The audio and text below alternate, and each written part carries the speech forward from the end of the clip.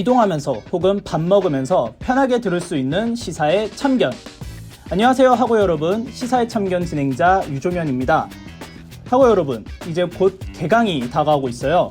많이 슬프지만 남은 방학 더 알차게 보내고 싶지 않으신가요? 뉴텔라디오와 함께 다양한 시사 이슈들을 정리해보면서 얼마 남지 않은 방학 기간을 알차게 보냈으면 좋겠습니다. 8월 넷째 주 시사의 참견은 저번 주에 이어 What's in my news 그리고 구해줘 법즈 두 개의 코너와 함께 진행됩니다. 오늘은 또 어떤 이슈와 계류 법안을 다루게 될지 궁금한데요. 그럼 먼저 What's in my news 코너로 넘어가 보겠습니다.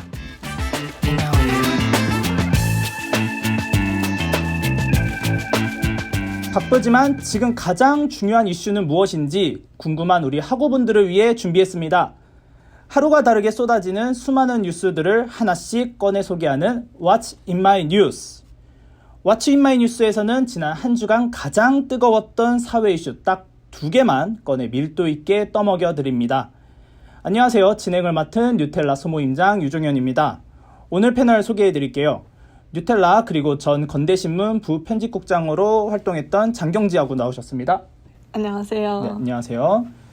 지난주는 개인 사정으로 이제 원예진 하고가 대신 출연했었는데 어떤 일정을 보내셨었나요? 저는 이제 건국대학교 공식 행사죠. 해외 역사 문화 탐방으로 베트남을 다녀왔는데요. 지난 일주일 동안 베트남에 있으면서 잘 하고 있나? 나 대신 나간 우리의 건대신문 67기인가요? 우리 원예진하고 잘하고 있나 지켜보면서 이렇게 즐거운 여행을 보내고 왔습니다. 역시 자리를 물려줄 때는 본인 친한 사람부터 이렇게 물려준다는 말이 실제인 것 같습니다. 네, 그럼 오늘은 홍역지하고를 대신해 나와주셨어요. 뉴텔라에서 유니버시티 현재 PD를 맡고 있는 노혜원 하고입니다. 안녕하세요. 안녕하세요. 네, 노혜원 하고는 패널로서는 이 라디오에 처음 출연하는 거잖아요. 항상 카메라 뒤에서 지켜보다가 패널로 나오신 건 이번이 처음이라 긴장도 되고 또 뭐 감회가 새로울 것 같아요. 어떠신가요? 저는 이때까지 다양한 프로그램이나 행사들 같은 걸 하면서 항상 카메라 뒤편에서 일을 해왔던 사람인데요. 이렇게 갑작스럽게 또 패널로 나오게 되니까 굉장히 긴장됩니다. 네, 한 분은 오랜만에 또 한 분은 처음 이렇게 출연을 하게 됐는데 다들 긴장 푸시고 오늘 코너 그럼 진행하도록 하겠습니다. 먼저 장경진 하고부터 준비해온 소식 한번 들어볼까요? 네, 저는 교육부에서 발표한 생활지도 고시안 관련된 이슈를 가지고 왔는데요. 여러 가지 사건이 있으면서 현재 우리 사회 내에서 교권 침해가 심각하게 우려된다라는 분위기가 형성이 되어 있어요. 그래서 이를 어떻게 회복하면 좋을까에 대한 대응책으로 나온 방안인데 이에 대해서 또 긍정적인 영향도 있지만 부정적인 영향도 있을 것이라고 예상이 돼서 되게 뜨겁게 논쟁이 일고 있는 사안이거든요. 그래서 오늘은 이 뉴스를 한번 꺼내볼까 합니다.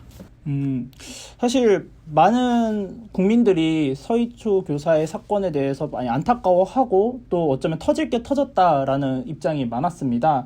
그래서 그거에 대해서 많은 주목이 있는 만큼 이번에 정부와 교육부에서 발표한 방안이 많은 관심을 받을 것 같은데 한번 보셨을 때 어떠셨나요? 전반적으로? 이게 교권 침해의 입장에서 봤을 때는 선생님들이 훈육을 할 수 있는 방향으로 나아가는 것 같기도 한데 사실 저는 이제 아무래도 학생이었던 게 얼마 지나지 않았다 보니까 학생의 입장에서 좀 더 생각을 하게 되더라고요. 그래서 우려되는 지점이 조금 있기는 했지만 이야기를 더 나눠봐야 되지 않을까라는 생각이 많이 드는 그런 고시안이었습니다. 그럼 한번 구체적으로 한번 고시한 내용이라든지 주변 반응 한번 궁금해졌는데 취재해오신 내용 한번 알려주시겠어요? 네, 우선 이 생활지도 고시안을 발표하게 된 배경에 대해서 간략하게 설명을 드릴까 하는데요. 여러 가지 사건이 있었지만 가장 크게 화제가 되었던 게 2가지 사건이 있었어요. 먼저 첫 번째로는 그 서희초에서 교사분이 사망하신 사건인데 지난달이죠. 7월 18일에 서초구에 위치한 서희초등학교에서 1학년 담임을 맡고 있던 24세 A씨가 교실 내에서 극단적 선택을 하는 사건이 발생했어요. 근데 이제 아직까지 분명하게 어떠한 이유 때문에 사망하셨다라는 그 원인을 찾지는 못했지만 대체적으로 악성 민원에 시달리고 있었다라는 조사 결과들이 많이 발표되고 있더라고요. 그러다 보니까 이제 어떻게까지 얼마나 심하게 이런 악성 민원이 있으면 교실 내에서 이게 사회 초년생인 교사가 극단적 선택까지 할까라는 우려점들이 많이 발견이 되면서 또 그런 교권 침해 그 우려가 높아졌고, 그로 인해서 그 서희초 교사 사망 사건을 계기로 다 교사분들이 지난 주까지 아마 5차례 정도 토요일마다 집회를 하고 계시다고 하더라고요. 그러니까 약 3만 명 정도 모이는 집회라서 꽤나 규모가 큰 집회고, 또 그 집회를 통해서 교권 회복에 대한 목소리를 내고 계셔서 아무래도 사회에 그 목소리가 점점 전달이 많이 되고 있지 않나 싶습니다. 그리고 두 번째 사건은 이제 웹툰 작가이자 방송인으로 활동하고 계신 주호민 씨에 대한 사건이 있었는데, 그 자녀분이 자폐를 가진 아들이 계신데, 그분이 일반 학급에서 수업을 듣다가 다른 학생과 좀 트러블이 있었던 거예요. 그 이후에 특수학급으로 옮겨졌는데, 그곳에서 특수교사에게 학대를 받았다고 그 교사를 고소하는 사건이 있었어요. 근데 사실 그 녹음을 해서 보내셨는데, 그 녹음에 녹화된 그 교사의 발언 자체가 그렇게까지 수위가 심하지 않고, 그동안 주호민 씨 가족들의 행동이 좀 학부모들이나 학교 측에 부담이 될 만하게 행동을 했었다라는 것들이 밝혀지면서 이것 또한 교권 침해다. 그 교사들 어떻게 무서워서 교사하겠냐라는 반응이 나오게 되는 결정적인 계기 중에 하나였습니다. 노영하고도 이 두 사건이 정말 큰 화제가 되면서 많이 지켜봤을 것 같아요. 어떠셨나요? 저는 뭐 MZ세대라고 소위 말을 하잖아요. 요즘 젊은 학생층이 본인의 의견을 자신 있게 주저하지 않고 당당하게 말할 수 있는 시대가 되었던 것만큼 교사의 인권도 잘 지켜져야 되는데, 교사의 인권을 학생들의 인권을 존중하기 위해서 좀 뒤로 후순위로 밀려난 것이 아닌가라는 생각이 들었습니다. 네, 그렇죠. 이번에 이런 일련의 사건들을 발생하면서 그동안 우리 한국 사회가 너무 교권에 대해서는 관심이 적었지 않았나라는 비판이 있었죠. 좀 더 그럼 구체적인 내용이 조금 궁금해지는데요. 네, 이렇게 또 이런 사건들이 있다 보니까 다양한 온라인 커뮤니티를 중심으로 학부모들의 극성 민원에 시달리는 교사님들의 이야기들이 많이 나오기 시작했어요. 그러니까 이렇게 교권 침해 논란이 거세지자 지난 17일, 그러니까 8월 17일이죠. 그 교사의 정당한 생활지도 범위를 명시하겠다라면서 발표한 고시안이 제가 오늘 가져온 생활지도 고시안인데요. 올해 2학기부터 바로 적용을 하겠다라고 하고 있는 만큼 저희가 이제 내용을 면밀히 살펴볼 필요가 있을 것 같다고 생각합니다. 우선 좀 주요 내용에 대해서 몇 가지 소개를 해드리고 싶은데, 한 5개 정도 제가 가지고 와봤어요. 우선 처음은 제7조인데요.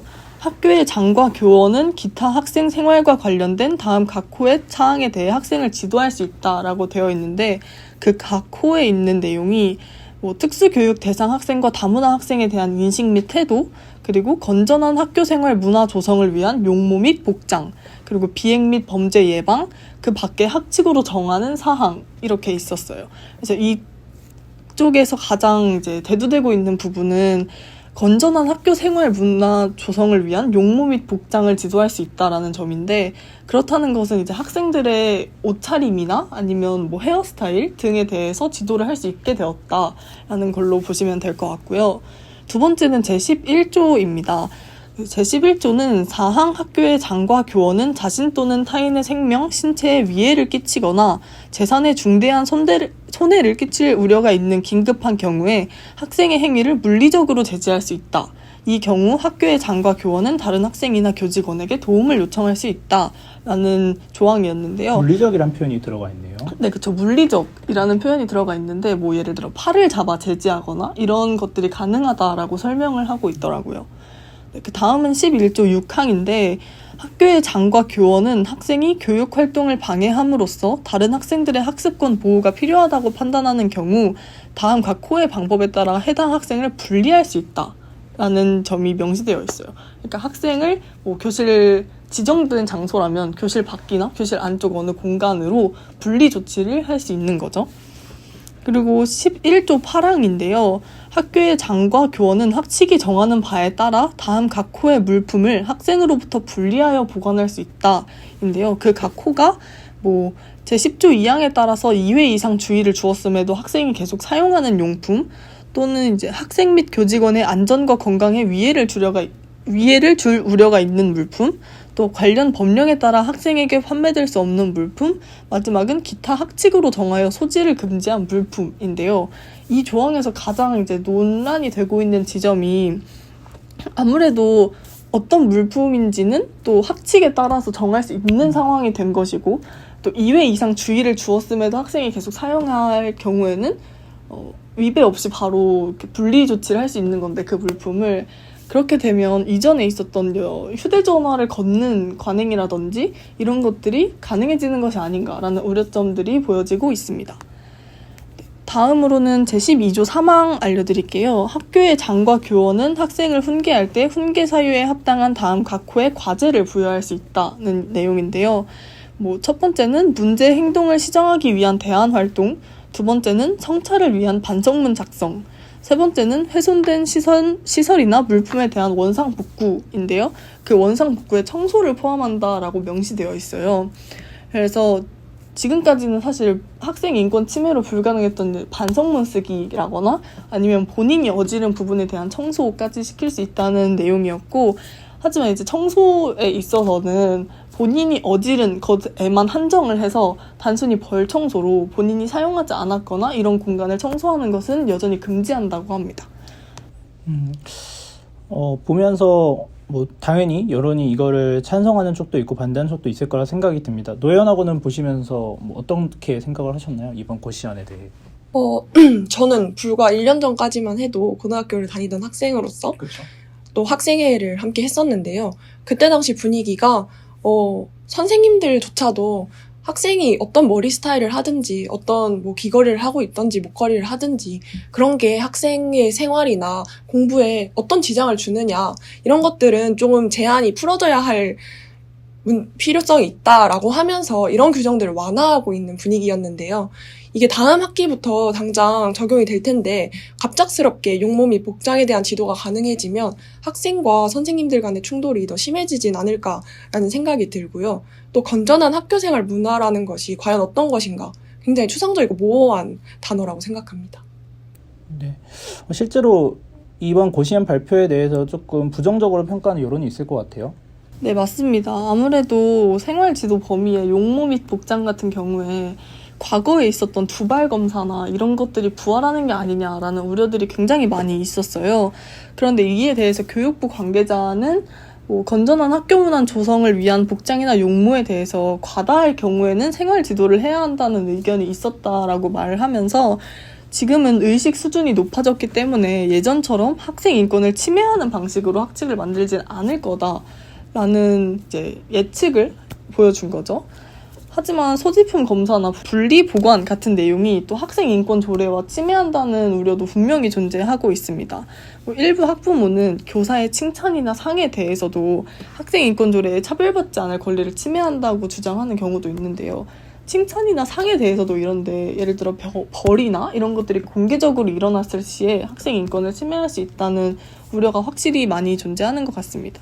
또 이에 대해서 이주호 사회부총리 겸 교육부 장관이 고시의 내용과 학생인권 조례 조항들이 상충되는 것이 있다라고 인정을 하면서도 고시는 법령의 일부로 조례에 우선하기 때문에 교육부가 지자체에 시정 공고할 수 있다고 말을 했어요. 그러니까 고시가 확정되면 상충되는 부분에 한해서 다시 개정을 공고할 거다라고 말을 하면서 이제 우려는 좀 덜어놓으시라라고 말은 한 거지만 사실은 이제 사회적으로 우려가 완전히 사라지지는 않은 상황인 거죠.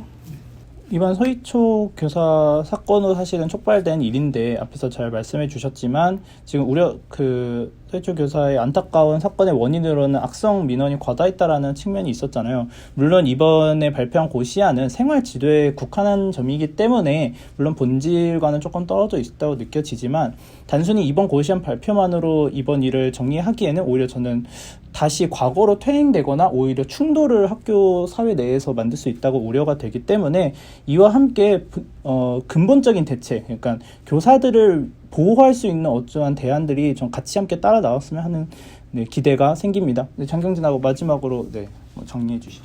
근데 저도 회원학우님 말씀을 들으면서 생각이 났던 건데, 제가 고등학교를 다닐 때도 학칙에 대해서, 그러니까 교칙에 대해서 학생들이 이제 전체 학생 대회를 열어서 뭐 이런 부분은 인권 침해가 된다라고 주장을 하면 그 부분을 이제 학교 선생님들끼리 검토를 하시고 수정을 하고 이랬던 경험을 가지고 있거든요, 제가. 그걸 통해서 뭐 저희는 염색이나 이런 것들의 규제도 풀었었고 실제로 그게 또 학업에 당연히 영향을 미치지 않았었던 걸 저희가 알고 있기 때문에 과도한 용무 및 복장이라는 것이 무엇인지는 저도 잘 모르겠긴 하지만 어떤 기준으로 이렇게 제한을 둘 것이냐에 대해서 특히나 여기서 각 학칙으로 정한 뭐 물품이라던가 학칙으로 정한 정도라고 하니까 솔직히 이제 우려가 되는 지점이 굉장히 많은데요. 저도 이 말을 한번 믿어보고 싶습니다. 지금은 의식 수준이 그때와 다르다라는 말을 한번 믿어보고 싶고 꼭 이게 실제로 바로 적용이 된다고 하니까 절대 학생들의 인권을 침해하지 않는 정도까지 교권을 회복할 수 있을 정도, 그 정도를 잘 찾아야 하지 않을까 싶습니다. 네, 취재하시나 수고하셨습니다. 감사합니다. 네. 그러면 왓츠 인 마이 뉴스에서 이제 두 번째로 준비한 소식을 들어볼 시간인데요. 노영하고 어떤 아이템을 가져오셨죠? 저는 미 국방부의 일본의 공식 표기와 관련한 뉴스를 가져왔습니다. 사실 얼마 전이 8월 15일, 그러니까 광복절 제78주년을 맞이했었는데 그와 비슷한 시기에 이번에 이런 발표가 나오면서 많은 국민들이 조금 안타까워하고 한편으로는 분노를 하는 측면도 있을 것 같아요. 좀 구체적으로 한번 설명해 주실 수 있으실까요? 네, JTBC가 지난 8월 15일 뉴스룸 미 국방부 동해 공식 명칭은 일본해 보도에서 미국은 앞으로 동해상에서 훈련할 때 일본의 명칭을 고수할 것으로 JTBC 취재 결과가 확인됐다고 단독 보도했는데요. 명칭을 어떻게 쓸지 JTBC가 문의하자 미 국방부는 일본해가 공식 표기가 맞다며 일본해라고 쓰는 건 미 국방부뿐만 아니라 미국 정부 기관들의 정책이라고 답했습니다. 미 국방부가 일본해라는 표현을 쓰겠다고 공식 입장을 밝힌 것은 이번이 처음입니다. 지난 2월에도 미국이 동해상에서 한미일 훈련을 실시하면서 훈련 장소를 동해 대신 일본해라고 표기했는데 이성준 합동참모본부 공보실장이 한국은 미 측에 그런 사실을 수정해 줄 것을 요구했지만 결과를 더 지켜보겠다고 했고 결국은 훈련이 끝날 때까지 우리 측의 입장은 반영되지 않았습니다. 이에 대한 우리나라 국방부의 입장이 궁금해요. 어떤 식으로 발표했나요? 국방부는 이번 보도 내용을 두고 미 측과 긴밀하게 협의하겠다라고 밝혔는데요. 전하규 국방부 대변인은 8월 17일 오전 정례 브리핑에서 미 국방부가 동해를 일본해로 계속 고정적으로 표기하겠다는 입장을 밝힌 보도에 대해서 이게 사실이냐, 우리 국방당국의 입장을 표명해달라라는 MBC 기자의 질의에 국방부는 고도화되는 북한 핵, 미사일 위협에 대응하기 위해서 한미일 3자 훈련을 확대해 나가고 있다며 이런 과정에서 다양한 계기에 동해 표기에 관한 우리 정부의 입장을 미 측에 전달해왔고 앞으로도 훈련 내역 표기 관련해서 미 측과 긴밀히 협의할 것이다 라고 얘기를 했는데요. 이후에도 일본의 표기와 관련한 항의나 수정 요청이 계속 있었는데 이런 것에 대해서 미국 국방부가 반응을 해주었느냐, 수정을 해주었느냐라는 질의에 훈련 때마다 이런저런 표기들이 있었던 것을 보시면 미 측이 어떤 조치를 했었는지 참고하실 수 있을 것 같다면서 좀 소극적인 발언을 남겼습니다. 구체적으로 미군이 그동안 어떻게 표기를 해왔는지도 조사가 됐나요? 네, 제가 미국 인도태평양 사령부의 홈페이지에 들어가서 최근 2, 3년간에 게시된 기사들을 좀 살펴봤는데요. 네. 미국 국방부는 일본과 미국이 함께하는 훈련에서는 계속해서 동해를 일본해로 표기를 해왔었고요. 지난 9월 30일 한미일 대잠수함 훈련에서 동해라고 표기한 것에 대한 일본의 항의에 한반도 동쪽 해역이라는 표기로 변경을 했고 10월 한미일 미사일 방어 훈련에서는 일본의 표기에 대한 한국의 항의에 한일 사이 수역으로 표기를 변경했습니다. 그러나 말해드렸다시피 올해 2월부터는 일본의 표기에 대한 한국 국방부의 수정 요청에 묵묵부답으로 일관을 했고요. 그러다 8월 15일 동해를 일본해로 공식 표기할 것이라는 입장을 표명한 것입니다. 장경진하고는 보면서 어떻게 좀 받아들이셨나요? 저는 이제 일본해라고 표기를 하느냐 동해라고 표기를 하느냐보다는 좀 더 외교적인 문제에 좀 집중이 되어 있다라는 생각이 들었는데요. 특히 한미일 공동체적인 방향을 좀 저희가 고수하고 있는 입장에서 그렇죠. 아무래도 그냥 미국 국방부에서 공식적으로 우리는 일본해라고 쓰겠다라고 말을 하는 거는 이 논쟁이 있는 지역에 대해서 본인들은 일본의 입장에 서겠다라는 느낌으로 받아들여질 수도 있을 것 같아요. 그래서 외교적인 차원에서 우리의 위치가 이 정도밖에 안 되나? 라는 생각이 드는 지점이었던 것 같습니다.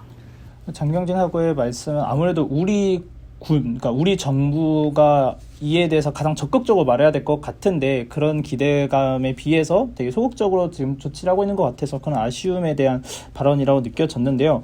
이에 대한 뭐 반대하는 실제 입장이 많은 걸로 알고 있습니다. 어떤 반응이 있었나요? 주로 야당에서 많은 반응을 보여왔는데요. 야당에서는 경진 하구님의 의견과 비슷하게 그동안 우리가 일본의 굴욕 외교를 해온 것을 보고 미국이 일본 손을 들어준 것이라고 비판을 했는데요. 우리 대통령이 미국 대통령에게 강하게 항의하고 수정을 요청해야 된다라는 목소리도 나왔습니다. 김민석 더불어민주당 정책위 의장은 17일 정책조정회의에서 3국 정상회담을 앞둔 시점에 미국이 동해에 일본의 표기 방침을 굳힌 것은 미국이 부담 없이 일본 손을 들어주는 것의 상징이라고 말하면서 3국 정상회담이 한일 공통가치라는 허상 위에 대한민국의 국익과 가치를 희석시키는 말석 외교가 되지 않도록 정부의 각성을 촉구한다라며 비판했습니다. 같은 국민의 여당 쪽에서도 분명히 비판 입장이 있죠. 네. 여당에서도 비슷한 이야기를 해주셨는데요. 이 일본해라는 이야기 표기가 정식 명칭으로 결정이 되고 대다수의 나라에서 그렇게 운영이 되기 시작하면 독도 문제에도 영향을 준다라는 반응들이 많았습니다. 네. 마지막으로 노현하고 이번에 취재하시면서 뭐 종합적으로 느끼신 거나 뭐 마무리로 하고 싶은 말씀 있으시면 네, 부탁드립니다. 사실 이 동해라는 표기에 관련해서는 국내에서도 문제를 가지고 있습니다. 한국전쟁에 참전한 국가들에 설치된 참전 기념물 시설물들을 보면 거기에도 한반도와 인접바다를 표기해둔 시설 자체가 많지 않고 그 시설에서도 보면 그 바다를 일본해라고 표기되어 있는 곳이 굉장히 많아요.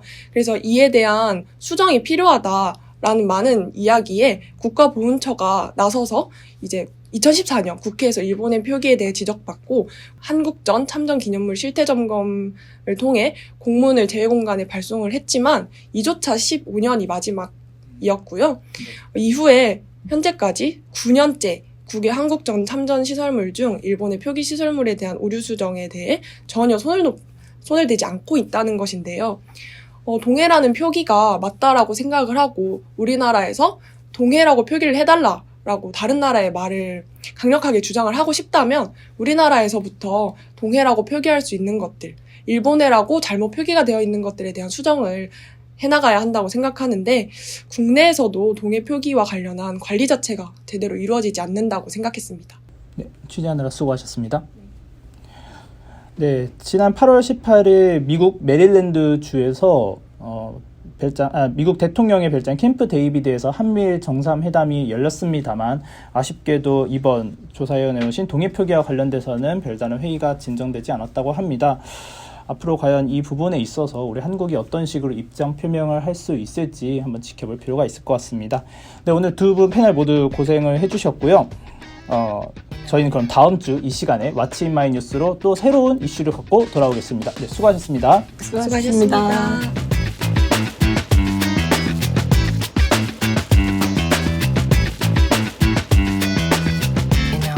미국 전 대통령인 존 F 케네디는 이런 말을 했죠. 인간의 권리는 인간의 의무와 함께 가야 한다. 그렇다면 국회의원의 권리에 수반되는 의무는 과연 무엇일까요? 그중 하나가 바로 우리 사회에 필요한 법을 마련하는 입법 활동입니다.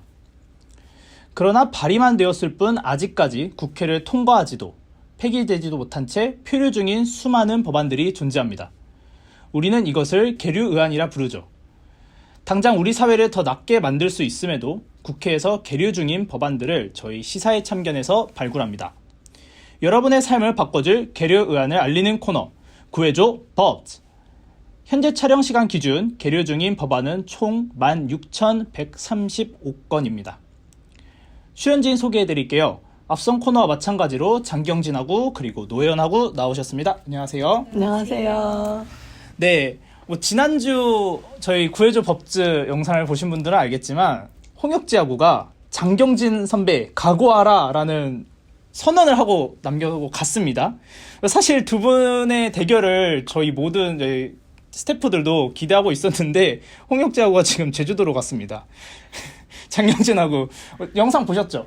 영상 완전 봤죠. 제가 밑에 댓글까지 남겨뒀는데 각오를 단단히 하라고 하시길래 전 각오를 단단히 하고 왔거든요.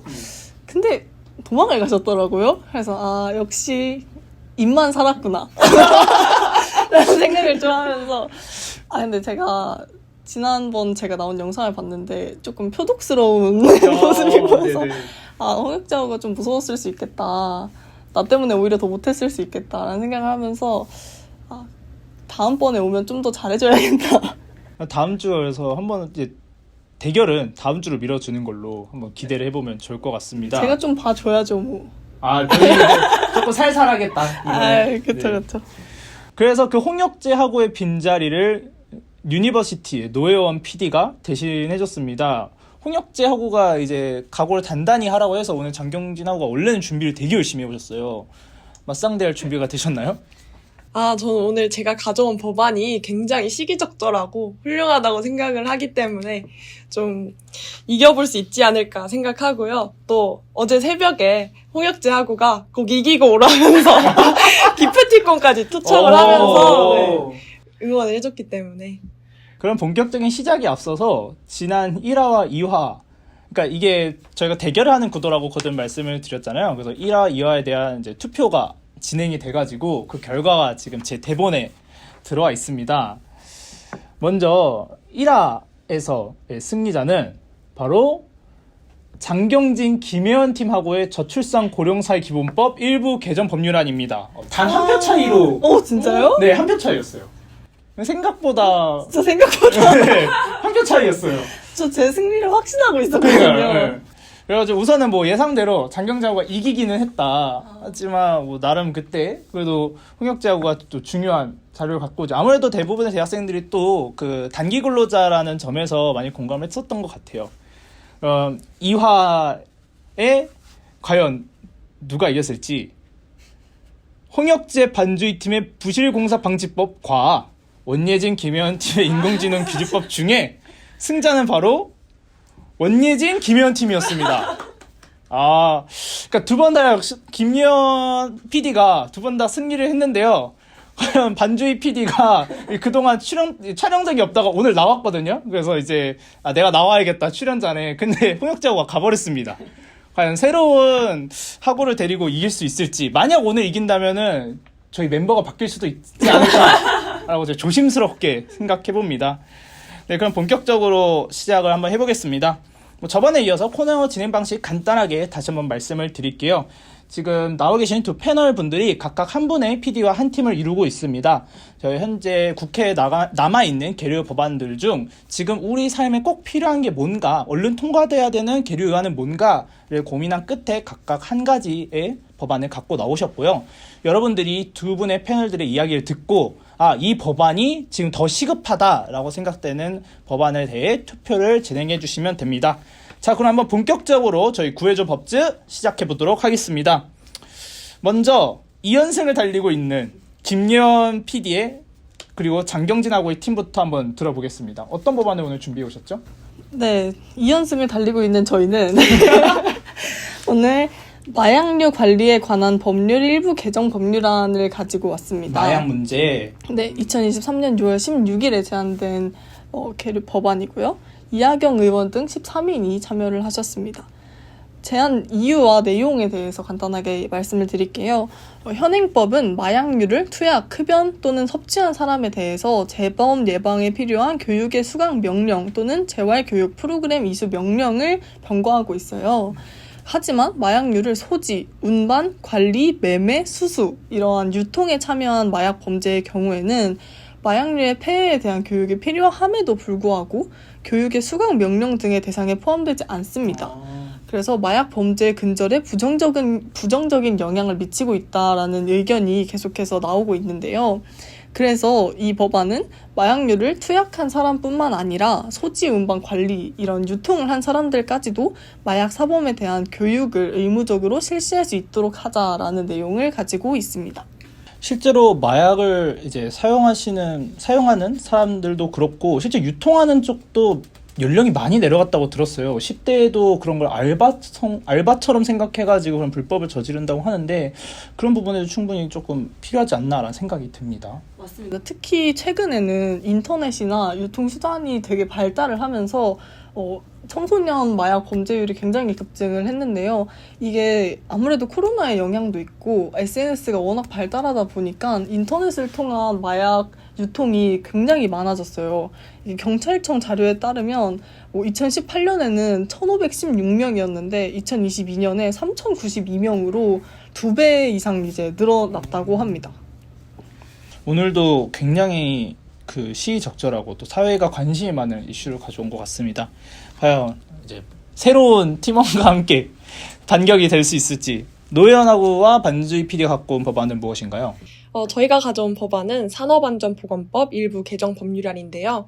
2020년 7월 21일, 또 2021년 7월 30일 여러 번에 거쳐서 발의되고 있는 법안이고요. 이 법안은 산업안전보건기준에 관한 규칙이 사업주가 고열, 한랭, 다습 작업을 하거나 폭염에 직접 노출되는 장소에서 작업을 하는 경우에 적절히 휴식하는 등의 근로자의 건강장애를 예방하기 위한 조치를 하도록 이미 규정이 되어 있기는 합니다. 또 그러나 실제 현장에 가보면 이러한 규정이 준수되지 않아서 폭염 및 한파에 직접 노출되는 건설업, 농업, 조경업 등의 근로자들이 온열질환으로 숨지거나 또 한랭질환에 걸리는 사례가 지속적으로 발생하고 있어 이로부터 근로자의 생명과 건강을 보호하고자 하는 이유로서 제안이 되었는데요.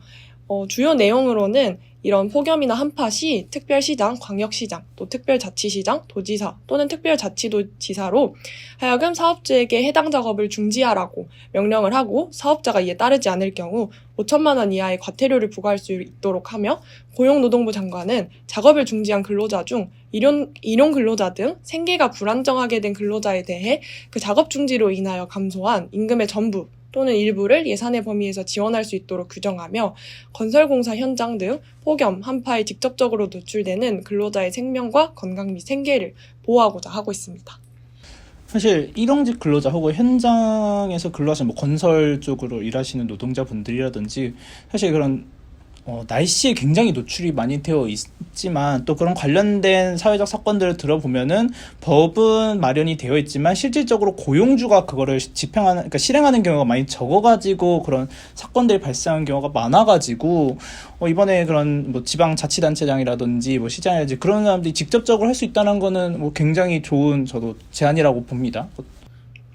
사실 이 폭염과 관련해서 가이드라인, 권고 규칙 이런 것들은 계속해서 나오고 있습니다.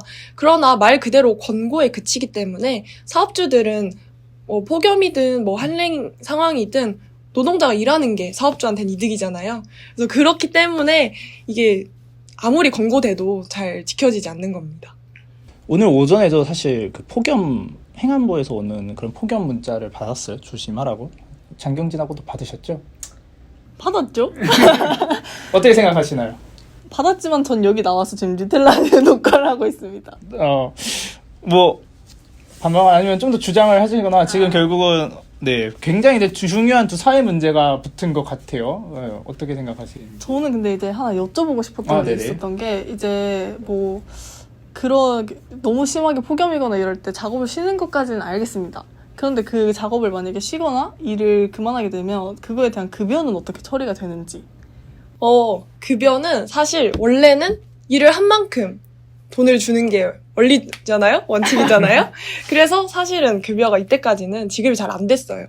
근데 일용직 노동자라는 사람들이 애초에 그런 환경에서밖에 일할 수 없는 힘든 상황들이고 하루하루 벌어서 하루하루 먹고 사는 사람들이에요. 그렇죠. 일용직. 네, 그래서 덥다고 오늘 일 못하겠습니다. 이렇게 하고 쉬고 돈을 못 받으면 그 사람은 그 다음날 먹고 살기가 굉장히 힘들어져요. 그래서 이 법안을 통과시켜서 이 사람들이 하루하루 먹고 사는 데에는 지장이 없도록 해주자. 우리가 돈을 주자. 이런 얘기죠. 이 법안은 돈을 주겠다는 말인가요? 네. 그게 보장이 되어 있습니까? 네, 보장이 되겠다. 좀 도와드린 것 같은데. 그러면은 그러니까 이제 그게 중요할 것 같아요. 이게 마약에 관련돼서 지금 수많은 사실 법이 관련돼서 다양하게 발의가 되고 있는데 이거는 조금 교육 쪽에 그러니까 재범을 못하게 하는 쪽에 방점이 있는 법안인 것 같아요. 장경진 하고 가져오는 거는 실효성이 있을까요? 실효성이 당연히 있을 거라고 생각하는 게 네. 우선 마약 사범의 경우 재범률이 굉장히 높습니다. 다른 강력 범죄에 비해서 뭐 재범률이 36.6%나 돼요. 그러니까 오.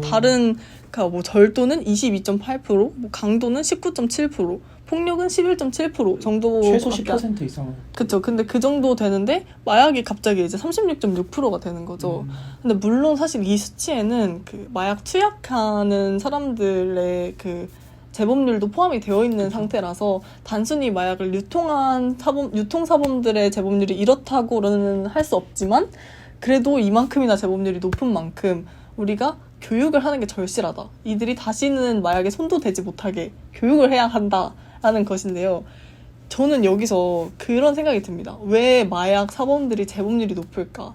왜 마약을 하고 감옥에 있다가 나가서 또 마약을 할까? 마약을 계속 팔고 있기 때문이죠.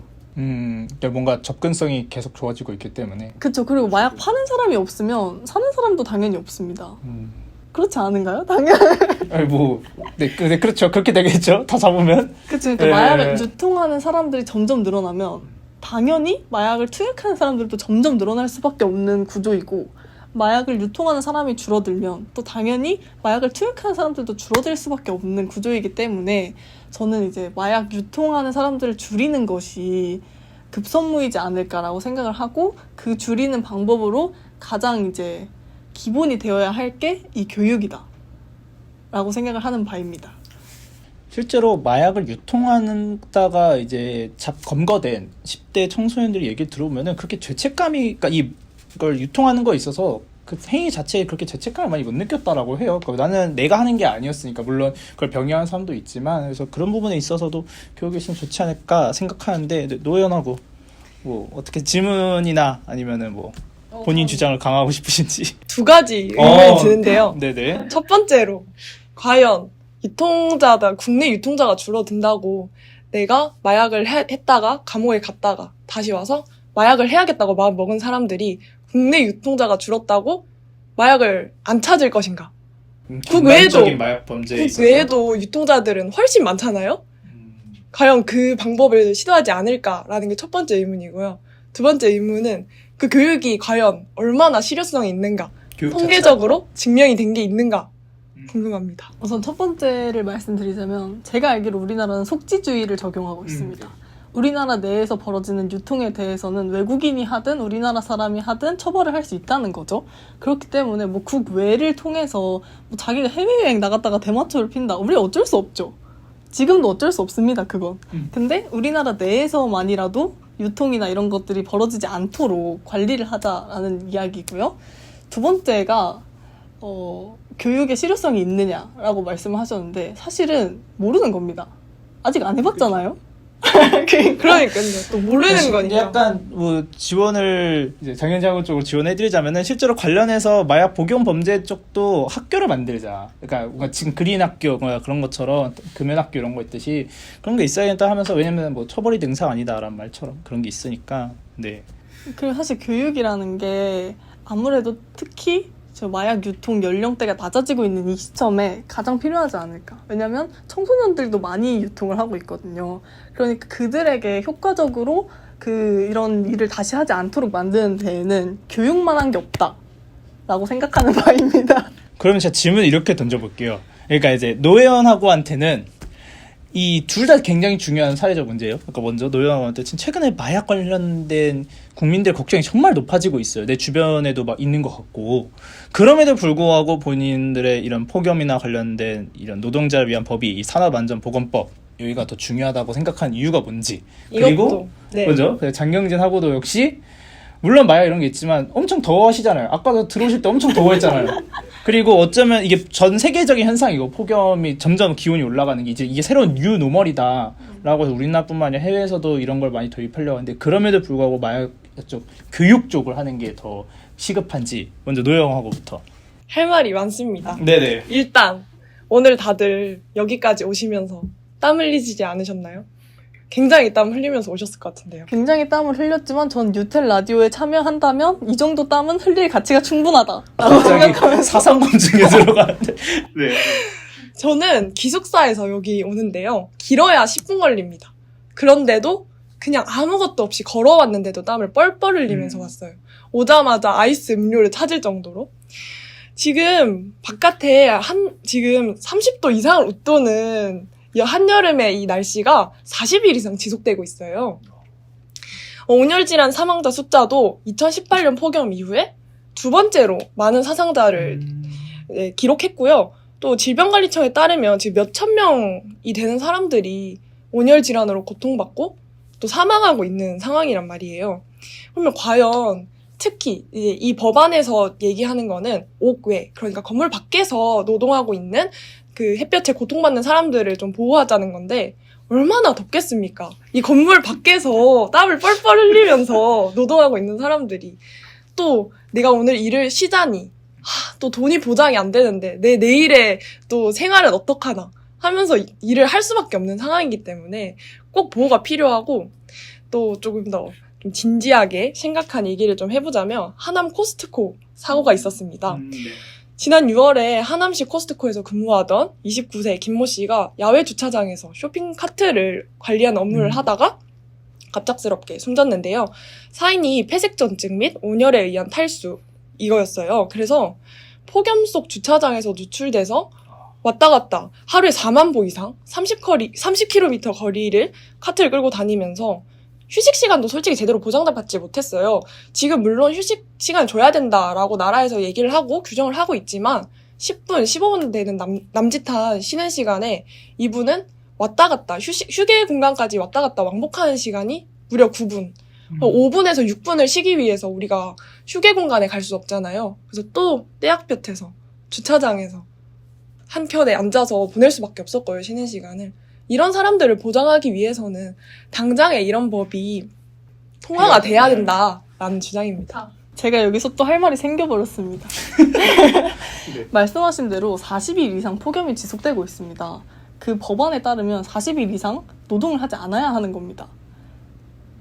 맞죠? 자, 그런 그러니까 매번 선언을 하려면 할 수 있죠. 그쵸. 왜냐면 기준치를 정하고 선언을 할 거 아닙니까? 네네. 근데 그 기준치를 웃도는 정도의 폭염이라고 판단이 되는 게 40일이나 됐습니다. 지난 2달간. 그러면 지난 2달, 약 40일을 일을 못하면 사업주는 어떡합니까? 뭔가 보완이 필요하다. 보완이 완전히 필요하죠. 그리고 제가 생각했을 때 물론 더위에 당연히 힘들지만 일을 쉬게 하는 것보다는 이제 더 많은 인원을 고용하는 게 더 나은 방향이 아닌가라고 생각을 합니다. 더 많은 그것도 인원이 고용주 입장에서 힘드실 것 같은데요. 더 많은 인원을 고용하는 것. 더 많은 인원이 여름에 폭염에 고통받지 않을까요? 순환 근무를 하는 거죠. 그럼 우선은 장경진 하고 쪽으로 한 번 더. 그러니까 장경진 하고의 법안으로 주장하자. 어쨌든 그래서 네. 그 40일 이상 쉬도록 해야 한다는 점 우선은 네. 말씀드리고, 사실 마약 범죄가 단순히 뭐 투약하고 뭐 유통하고 그런 것만이 마약 범죄가 아닙니다. 특히 이번에 저희가 다뤘던 롤스로이스 사건도 그 범인이 마약을 한 상태로 운전을 하고 있었다라는 논란이 굉장히 거세지 않습니까? 네. 마약을 했을 때 발생하는 범죄가 정말 저희가 상상할 수 없을 정도로 클 수 있다는 점, 또 이를 막아야 한다는 점 꼭 이제 머릿속에 넣어주셨으면 좋겠고, 또 저희 그렇기 때문에 물론 산업보안법도 이렇게 필요하죠. 당연히 필요하지만 이런 좀 극악범죄라고 하나요? 이런 극단적인 범죄를 이제 줄여야 우리 사회의 불안감도 해소되고 그렇지 않을까라고 생각합니다. 매번 진행하면서 느끼지만 오늘은 또 한 분은 경찰청에서 나온 관계자 같고요. 한 분은 저기 노조 쪽에 나오신 것 같다는 느낌이 들 정도로 굉장히 강력하게 의견을 피력해 주셨습니다. 청취자분들은 두 분의 의견 어떻게 들으셨을지 궁금한데요. 이번 주 투표도 정말 많은 팽팽하게 부딪힐 것 같아요. 부딪힐 것 같은데 뉴텔라 학우분들을 대상으로 또 진행이 됩니다. 그래가지고 이번엔 과연 결과가 어떻게 나올지 궁금해지는데요. 네, 뭐 마지막으로 두 분 이렇게 소감 한 번씩 들어볼게요. 먼저 장경진하고. 확실히 혁재보다 안 온 분을 계속 이렇게 언급해서 죄송한데 보고 있을 거예요. 확실히 좀 버거운 싸움이었다라는 생각이 혁재보다? 들고요. 제가 다음 주에는 더 열심히 준비해서 혁재를 뭉개버리겠다. 노여하고는 어떠셨나요? 오늘 처음으로 이 구해줘 법지라는 프로그램까지 현장에서 같이 함께 했는데. 사실 왓츠인만 뉴스는 정확한 소식을 제가 요약하고 잘 정리해서 좀 알려드려야 된다는 게 굉장히 좀 부담감으로 느껴졌었는데요. 이 구해저 법즈에서 제가 가져온 계류 법안에는 굉장한 자신감을 가지고 왔기 때문에 제 의견을 피력하는데 뭐 어렵지 않았습니다. 노영하고 뒤에 뭔가 홍역재하고의 얼굴 보였거든요. 네, 그럼 저희가 오늘 준비한 내용은 여기까지입니다. 시사회 참견 어느덧 세 번째 촬영까지가 마무리되었는데요. 다음 주는 이제 저희도 다 대학생인지라 개강을 하게 되면서 조금 촬영 시간이나 업로드 기간에 수정이 있을 수 있는데 그 부분도 조금 기다려 주시면 감사하겠습니다. 지금까지 김예원, 노혜원, 반주희, 장경진, 홍역재 그리고 저는 진행을 맡은 유종현이었습니다. 감사합니다. 감사합니다.